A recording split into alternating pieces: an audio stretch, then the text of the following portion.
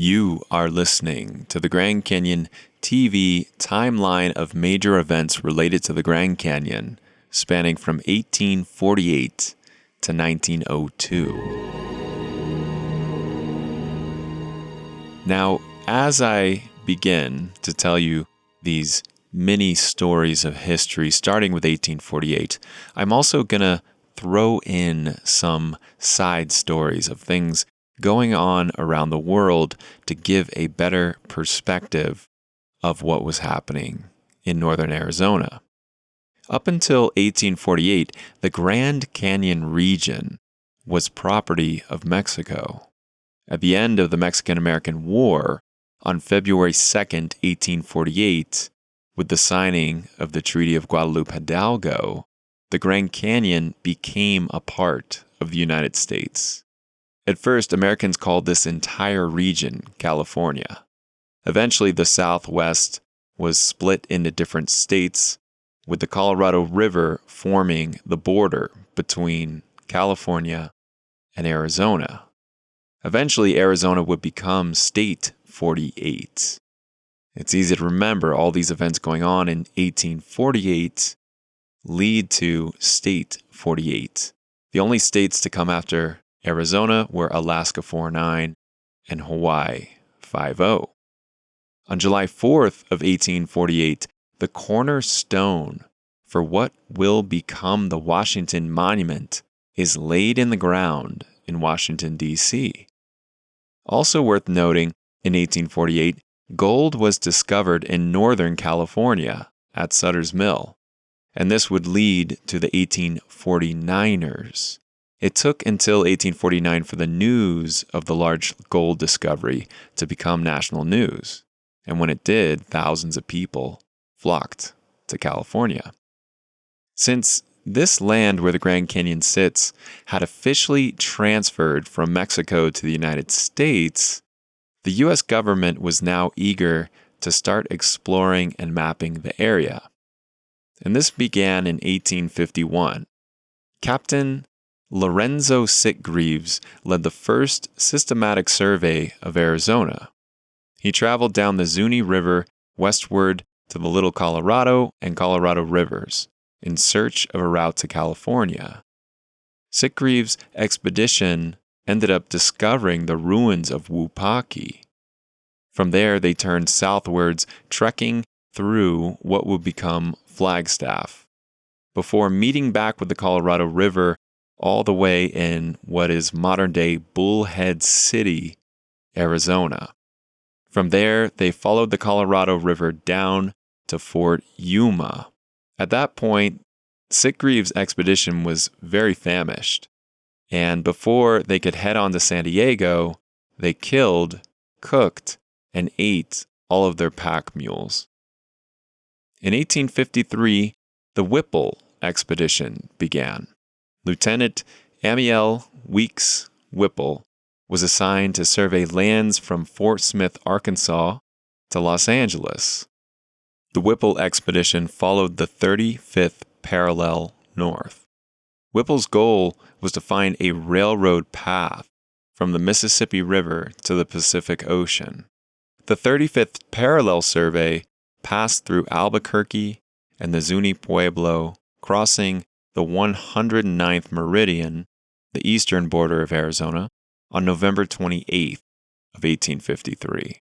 They proceeded generally west, taking a northward detour around Canyon Diablo, and passed south of San Francisco Mountains through the future site of Flagstaff. So they're mostly retracing Captain Lorenzo Sitgreaves' path. A man named Antoine Leroux was part of this Whipple expedition in 1853. Leroux is a familiar name to locals, as Leroux Street is right in the heart of downtown Flagstaff. Farther west, instead of following Sitgreaves' trail through the Kingman area, the 1853 Whipple expedition was hoping to find a better railroad route along the Bill Williams Fork, which Whipple hoped would lead directly to the Colorado River. He therefore looped south along the Big Sandy and Bill Williams rivers, reaching the Colorado near the site of the Parker Dam today. He then traveled north along the river, crossed into California near the Mojave villages, and continued on west to the Los Angeles area.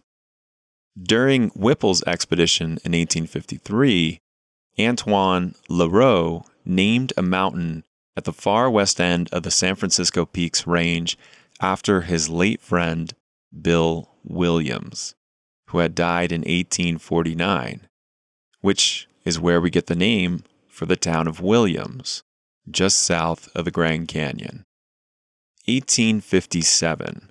The full course of the Colorado River was still a mystery to the United States, as no one had documented a trip down the whole river. Maps of America from 1857 were just guessing at what the Colorado River did. The assistant from Whipple's expedition, a soldier and botanist named Lieutenant Joseph Ives, attempted to document the Grand Canyon by river in 1857. Ives' idea was to take a paddle wheel steamboat up the Colorado River. He and his crew crashed the boat just below Black Canyon and continued upriver for another 30 miles in a skiff.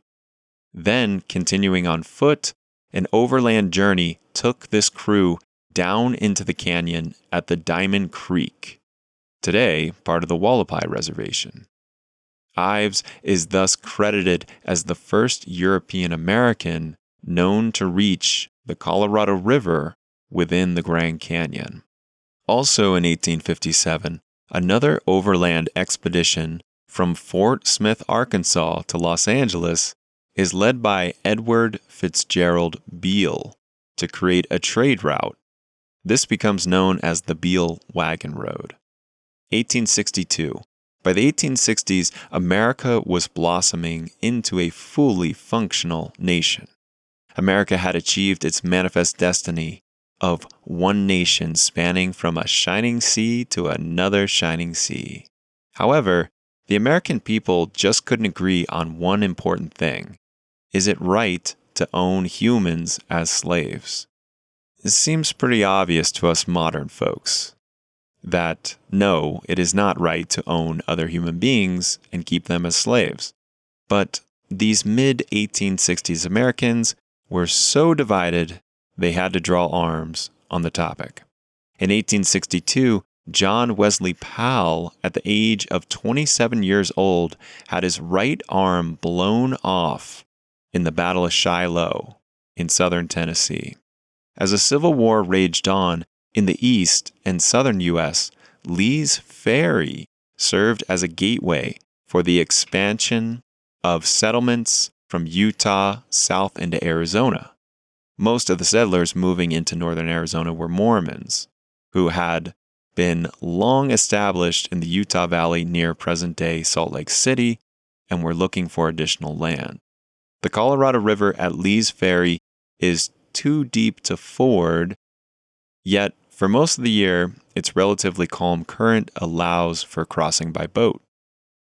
In 1864, Jacob Hamblin became the first documented person to successfully cross the Colorado River at Lee's Ferry.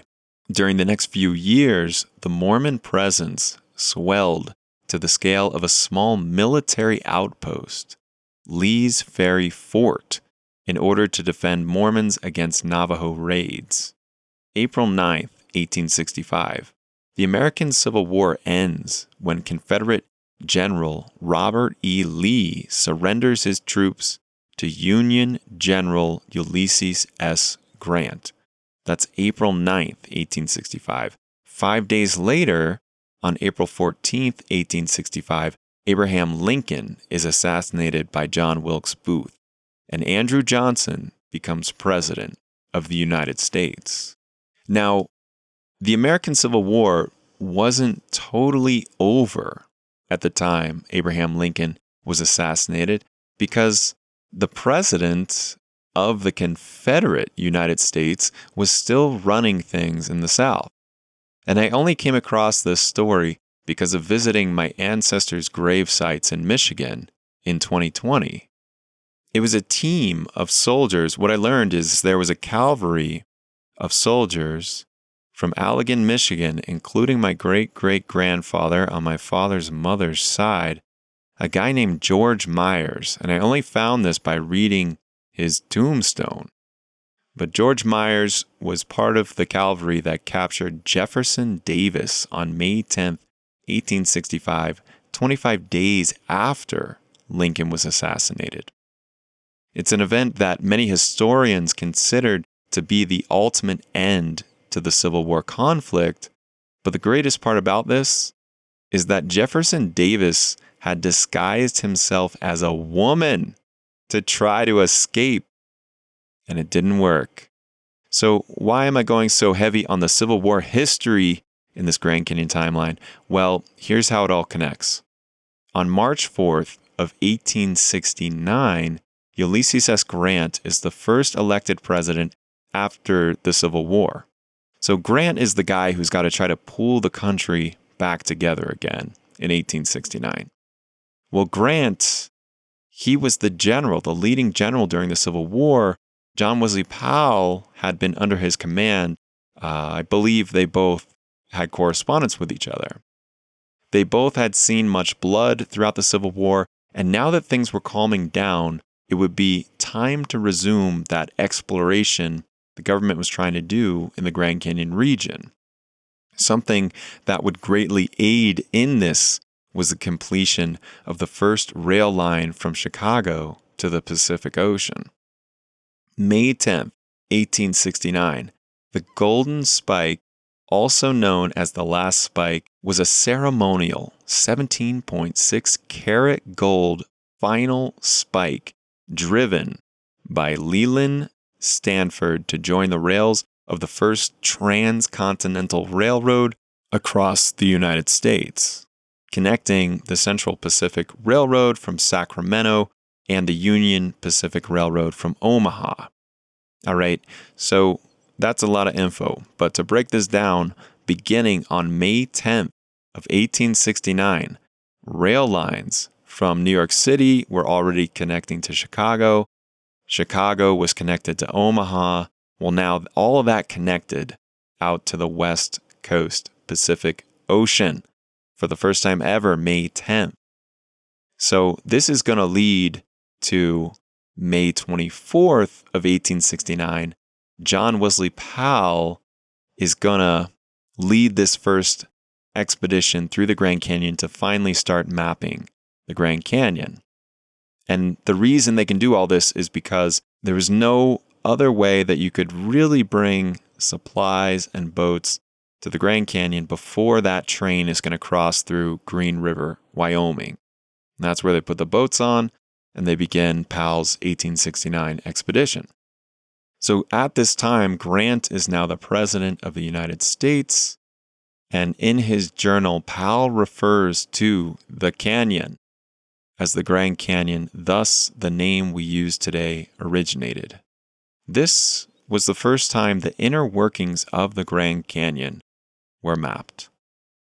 On August 29th, 1869, Powell and the remaining 5 crew members reached the Grand Wash Cliffs at the end of the Grand Canyon.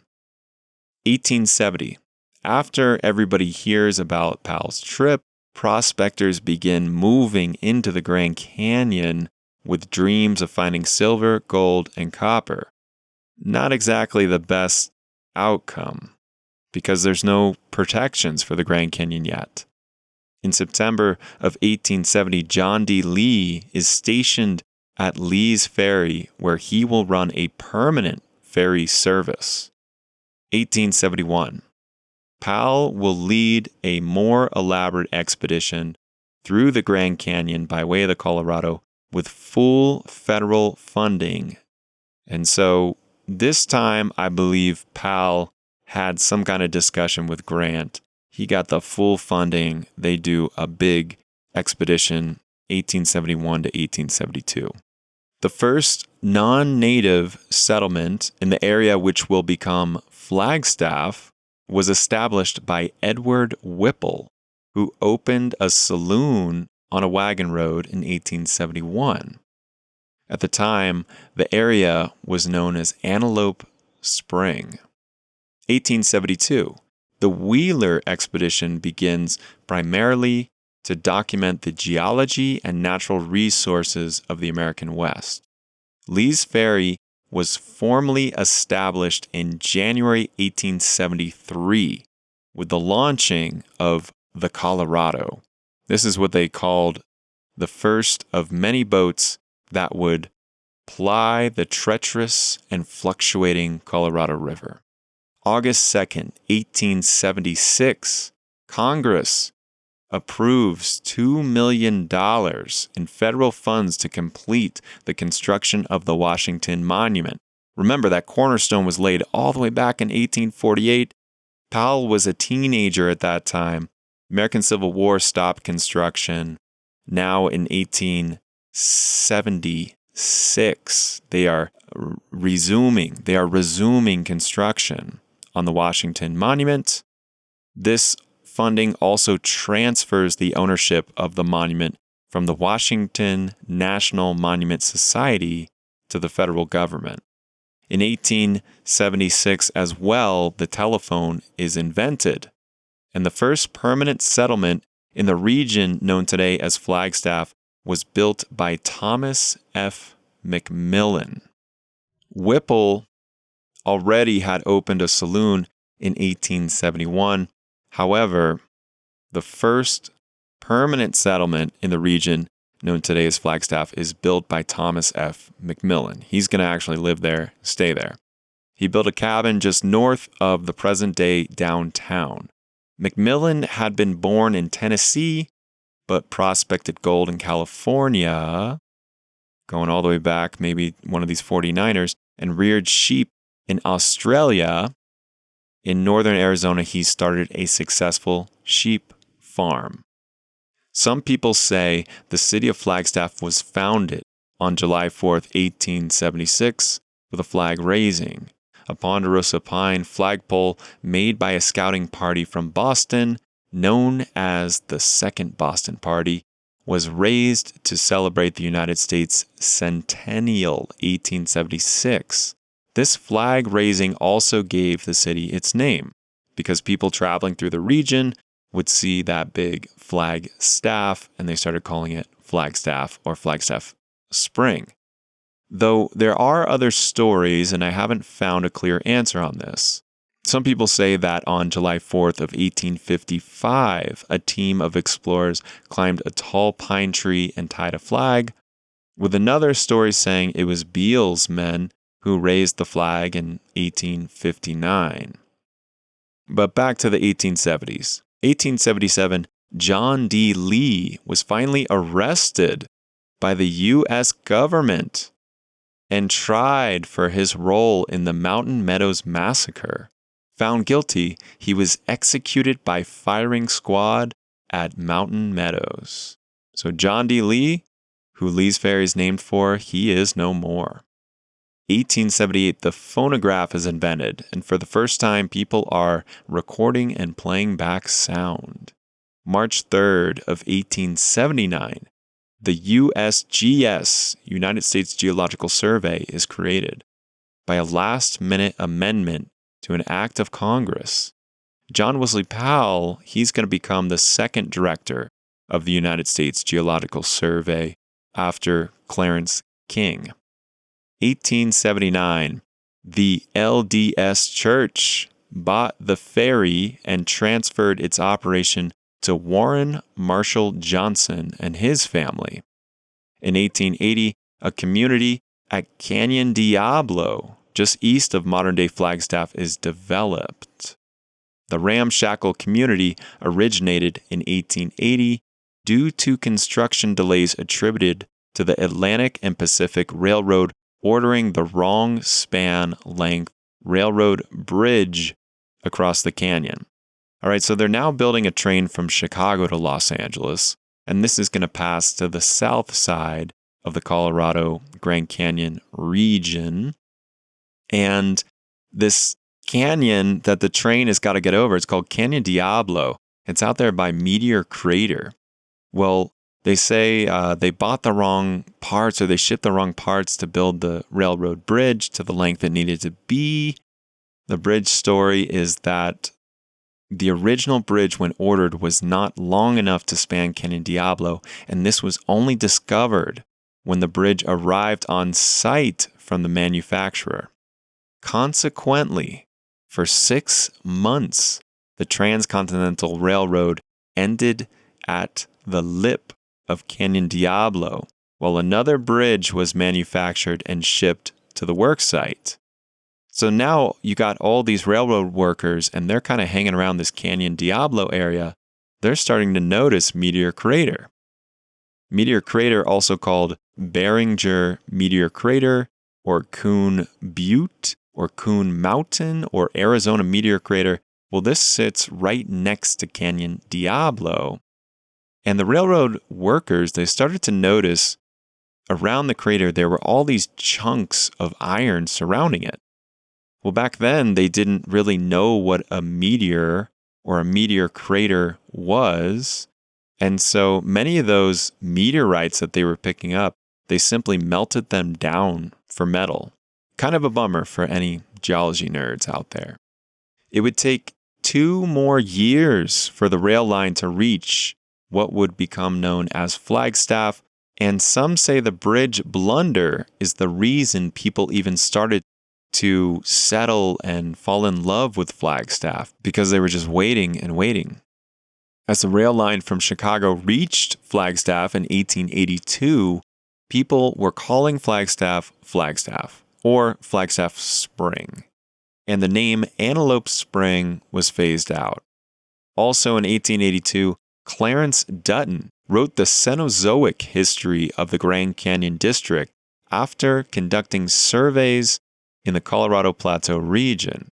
John Wesley Powell had invited Clarence Dutton out there, and Dutton and Powell are also responsible for the theological naming of formations in the canyon.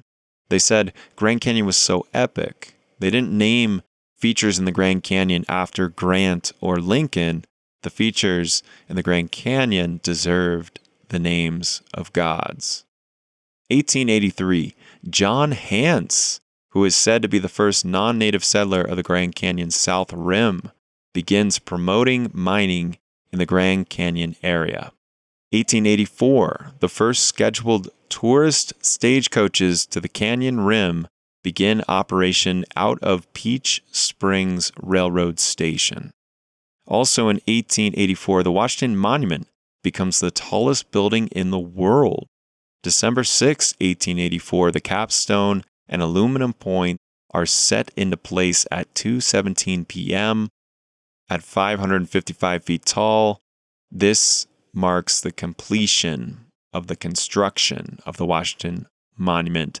1886, Flagstaff was the largest city on the railroad line between Albuquerque and the west coast of the United States. In Germany, in 1886, engineer Carl Benz is credited with patenting the first gas-powered automobile. The 3-wheeled patent motor car number 1 debuted in 1886. January 18th, 1887, John Barry of Flagstaff is accidentally murdered. John Barry ran a very popular saloon called the San Juan Saloon, located directly across from Flagstaff's train station. All right, so we're only 5 years after that train even passing through town. This guy, John Barry, is running a very popular saloon, and his business later becomes known as the Black Cat Grill. Then it's called the Black Cat Cafe. That was Clyde Tombaugh's favorite restaurant in 1930 when he discovered Pluto. And then it becomes the Hong Kong Cafe. Today, what I'm talking about, guys, is Karma Sushi on Route 66. This place has a crazy history. So way back in 1887, on a cold night in January, a stray bullet during a bar fight hits the bar owner, John Barry, and he is killed right on site at Karma Sushi. Well, back then called the San Juan Saloon. Well, this led to Barry's brother, Pete, moving to Flagstaff. Pete Barry would take over the San Juan Saloon, and we'll talk more about Pete in a minute here. But that was 1887. On January 13th of 1888, 33 explorers and scientists gathered at the Cosmos Club, a private club then located on Lafayette Square, which is directly across from the White House in Washington, D.C., to organize a society for the increase and diffusion of geological knowledge. Well, this club of 33 explorers and scientists who get together January 13th, 1888, they created the National Geographic Society.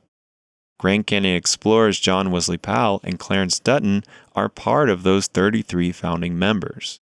Also in 1888, the first Kodak camera went on sale. Photography had been around for decades, yet Kodak cameras allowed for users to simply press a button to capture a photo. On March 31st of 1889, the Eiffel Tower is completed in France, thus knocking the Washington Monument from its status as the tallest structure in the world. The Eiffel Tower is now the tallest structure in the world. January 17th, 1890, John Wesley Powell testifies before a Senate committee in Washington, D.C. Powell presents a map titled The Arid Region of the United States, and he explains that it would only be a matter of time before agricultural expansion would strain the limited water supply of the western region. His map had proposed that western states be divided by their watershed, because he felt if they weren't divided in that way, it would be very easy for one state to exploit a water supply such as the Colorado River before that water could even get to another state. Unfortunately, the United States government did not heed Powell's warning. 1890, Thomas F. McMillan, remember our first permanent settler of Flagstaff. Well, McMillan, along with Pete Barry, Ralph and Niles Cameron, Edwin Gale, and Robert Ferguson, begin searching the Grand Canyon for minerals worth mining. On a day in April 1890, the group located a rich vein of copper on Horseshoe Mesa, just down the Grandview Trail. Under the name The Last Chance Mining Company, the partners developed their claim. The Grand Canyon's greatest copper strike is what they found. To facilitate canyon access and ore removal, Pete helped engineer the Bright Angel and Grandview trails. Remember, he's making all this money at the San Juan Saloon. So it's all the karma of Karma Sushi, once called San Juan Saloon. The guy's murdered. His brother Pete comes out, and he's going to engineer the Bright Angel and Grandview trails. He was one of the founders of the Grand Canyon Mining District. 1891, prospecting partners Pete Barry and Niles and Ralph Cameron had improved the Bright Angel Trail to better reach mining sites within the Grand Canyon. And as I tell all this, no, this is not great news for some of the Havasupai people that are still living in what we call Havasu Gardens today. All these miners are coming in. It's going to create some tension, some turmoil. In February of 1891, Barry registered the trail as the Bright Angel Toll Road.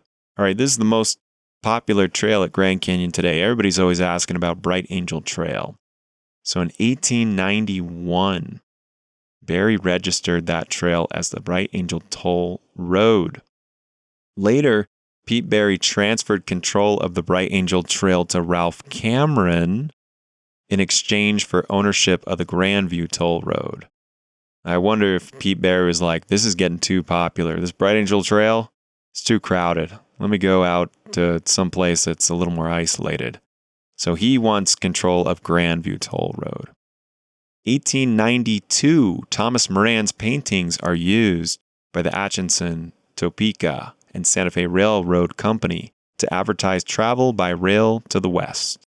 1892 as well, Buffalo Bill Cody crosses Lee's Ferry. 1893, Chicago hosts the World's Fair, and it has been said that a 500, sometimes said a 700-pound solid piece of copper was dragged up the Grandview Trail from the Last Chance Mine, where it was placed on a stagecoach and taken down to Flagstaff, where it was then placed on a train to be on its way to Chicago to be displayed at the 1893 Chicago World's Fair. At this World's Fair, we not only got a giant piece of copper from the Grand Canyon, but we also were introduced to the Ferris wheel, designed by George Washington Gale Ferris Jr., who was inspired by the Eiffel Tower. And we also had a brewing company called Pabst introduced a beer at this 1893 World's Fair, and their beer, it won a blue ribbon. So that was the birth of PBR. 1893 is also the year President Benjamin Harris established the Grand Canyon Forest Reserve, thus giving Grand Canyon its first protections. However, those protections were more so trying to increase the amount of deer and elk in the area so that people could hunt there. In 1894, Massachusetts astronomer Percival Lowell hires A.E. Douglas to scout an ideal site for a new observatory. Douglas was impressed by Flagstaff's elevation, suggesting it to Lowell. This is what he said, quote, "Other things being equal, the higher we can get, the better." So the sense I'm getting in this whole time span is people want to get higher. They want to build higher. This observatory is going to be the first time they build a observatory at a remote location at a high elevation because they know they can see clearer at a high elevation. The Lowell Observatory is constructed on Mars Hill overlooking the brand new growing town of Flagstaff. 1894, as well as that's happening, William Bass and writer George Wharton James prepare lantern slides to display on a tour around the U.S. for the sake of advertising the Grand Canyon. People don't know what it is yet. So these folks that are trying to bring tourism to the area, they're traveling around. They're basically doing a tour to promote the Grand Canyon. 1896, the specifically designed 24-inch Clark telescope that Lowell had ordered is installed at Lowell Observatory. Also, 1896, Lee's Ferry was transferred to Jim Emmett, who installed a cable across the Colorado River to reduce the risk of boats washing downstream during high water. 1897, Lowell Observatory is booming.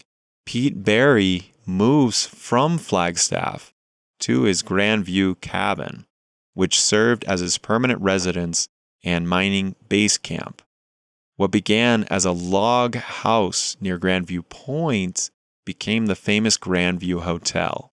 This is the first hotel that isn't tents. This is the first actual hotel at the Grand Canyon, 1897. It officially opened in June of 1897 and became the new terminus for the Grand Canyon stage line. So remember, that San Juan Saloon, where Karma Sushi is today, that's the only thing between that and where the stagecoach left at the McMillan, what is it called, the Bank Hotel building. The only thing between those is the Collins Pub. So this is the region where people leave to go see Grand Canyon, is right on LaRose Street in Flagstaff. The Grandview Hotel stood unrivaled among all other South Rim tourist accommodations. A 12-hour stage ride ran 3 times a week with 6 horse coaches and a trailer.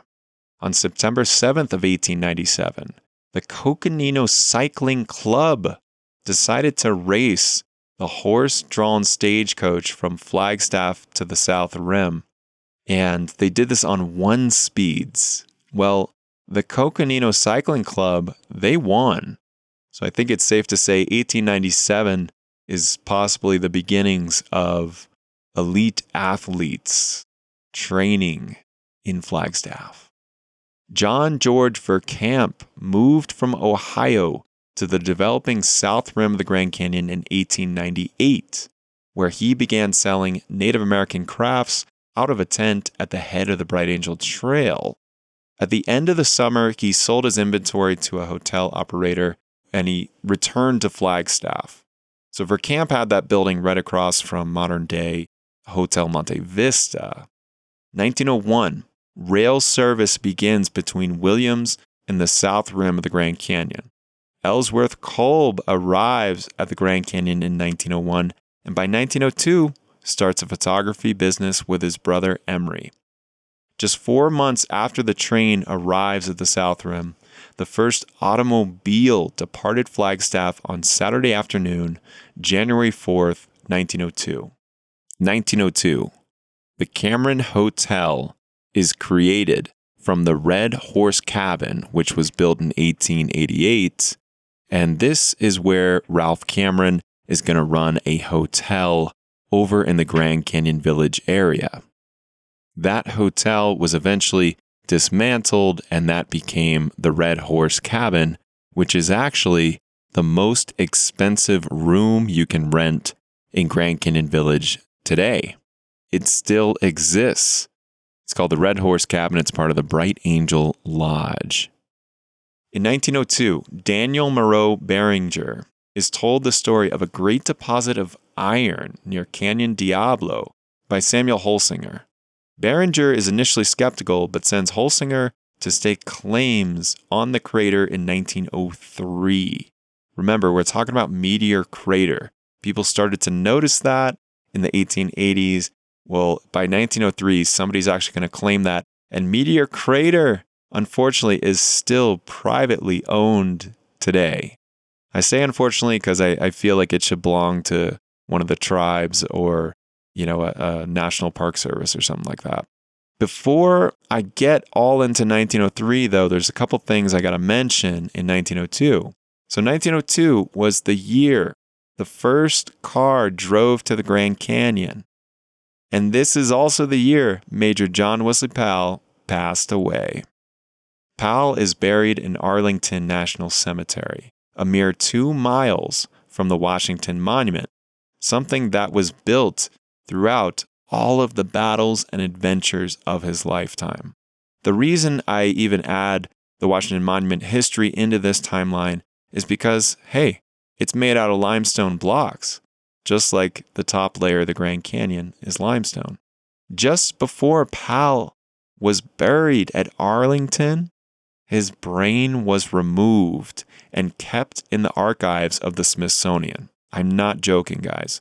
I'll tell you more about Powell's brain, the Kolb brothers, the invention of the airplane in 1903, and Meteor Crater on a future episode. As always, I'm your host, Crocky Meshkin, and this Grand Canyon history timeline is brought to you by Clothing of the Gods.